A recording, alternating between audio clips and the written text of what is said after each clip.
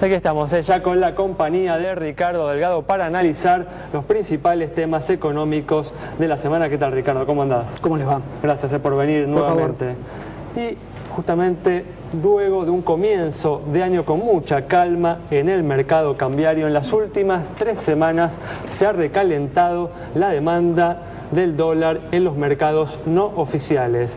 El dólar informal o blue creció más de 20 centavos en las primeras 3 semanas de marzo o desde comienzos de marzo, y la operación denominada como contado con liqui superó esta última semana que pasó los 5 pesos con 30, alcanzando los máximos históricos.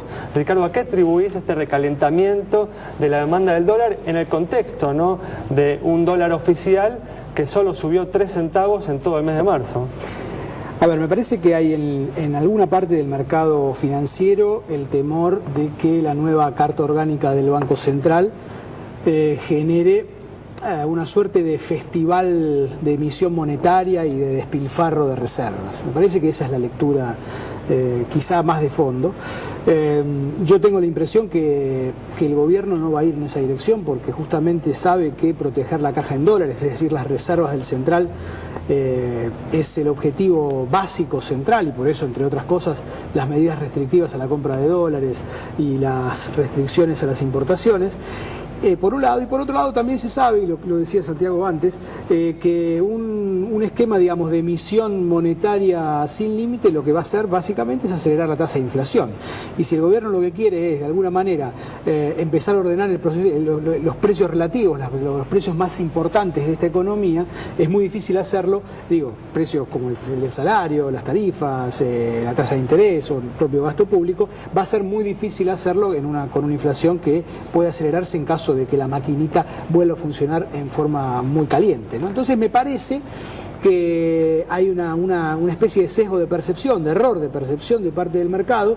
Creo que estamos entrando en una etapa, el segundo trimestre del año, en donde los dólares comerciales van a ser determinantes para fijar el tipo de cambio en la Argentina. Claramente, digamos, vamos a tener una cosecha de soja y exportaciones de soja y sus derivados que va a estar bastante en línea con la que fue el año pasado, porque la soja ya está por arriba de $500 la tonelada y porque los efectos de la sequía van a ser bastante marginales. Entonces me parece que hay una suerte de sobrereacción y de reajuste en algún sector que yo creo que, digamos, aquellos que han comprado a precios altos pueden llegar a perder dinero, por lo menos en estos próximos meses. ¿Crees, Ricardo, que el dólar oficial va a continuar mostrando el comportamiento que viene mostrando en estos primeros meses del año? Sí, yo creo que es claro que el gobierno no va a ir a un esquema de devaluaciones discretas, de asaltos.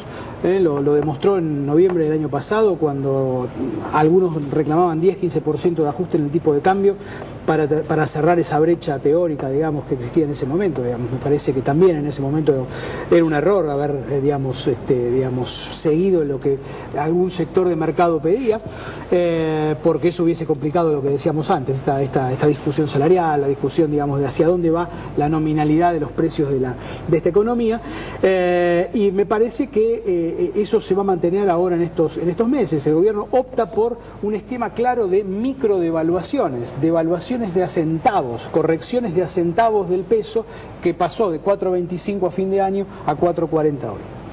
Hablabas, Ricardo, de la importancia de los dólares del comercio exterior. Sí. Un comercio exterior que ya recibió quejas justamente esta semana por parte de Europa, de Estados Unidos, en la OMC, la Organización Mundial del Comercio. ¿Qué tan grave pueden ser esas quejas contra la Argentina?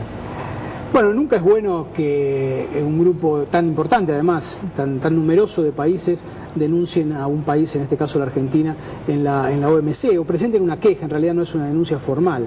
La OMC es un foro, digamos, donde se discuten las cuestiones comerciales entre países, pero vale la pena, Santiago, recalcar que también Brasil en estos días recibió una queja parecida, porque Brasil aumentó el impuesto, lo que se conoce como el IPI, el impuesto a los productos industrializados, que lo llevó al 35% para todos los autos importados hacia Brasil, excepto los argentinos y mexicanos, con los cuales tiene un acuerdo. Entonces, estas cuestiones, si bien, como decía, no son buenas, tampoco te van a generar ni sanciones comerciales, ni cerrazones, digamos, o retaliaciones en otras economías.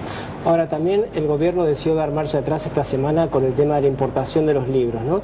Así como dio marcha atrás con los subsidios, con la quita de subsidios. Digo, ¿no hay una sensación de improvisación cuando uno anuncia una medida y después va para atrás? Yo tengo la impresión que, digamos, en el caso este de los libros era claramente injustificado, porque el impacto macroeconómico y sobre la cuenta comercial argentina es marginal. Me parece que ahí hay que hacer sintonía fina. Creo que la política comercial externa argentina tiene que entrar en una etapa de sintonía fina. Yo creo que hay que administrar el comercio. Me parece que es necesario, insisto, cuidar la caja en dólares, las reservas del central, digamos, negociación por negociación, país por país.